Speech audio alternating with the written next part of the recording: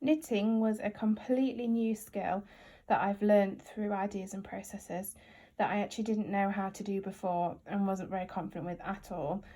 So not only have I now learnt a new skill and added that to my knowledge, but actually I've managed to explore it a little bit further.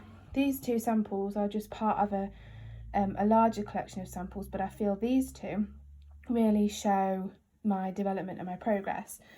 So this is a knitted sample made using lace, really chunky lace. And what was so surprising about this one was actually the level of detail that I can actually see in the knit.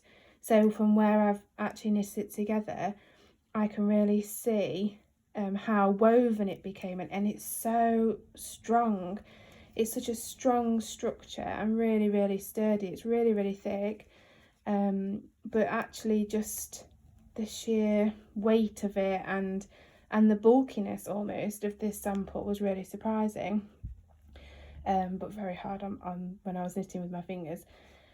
This sample is very different in contrast. So it's a lot smaller, but actually the knit is a lot thinner, and this one is very unique to me. I feel like it kind of shows my personal voice a little bit, because this was made with yarns that I've made myself, that I've sewn together myself from just recycled materials, little bits of extra scraps that I've had, and then I've knitted that together.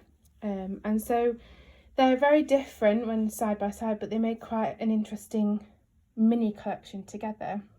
What I found really useful from here was being able to draw these knitted samples, and some of the photos you can see in my folder, and being able to draw the shapes and the patterns that I get from it, and actually draw what I see, and then use that to inform different samples. So I had a go at drawing the lace pattern and thinking about how each of these twists kind of almost knots together, which then allowed me to go on and develop different pieces of yarn that I wanted to create a knit with. And this one includes some different ribbons and nets, picking up some of the qualities of this one.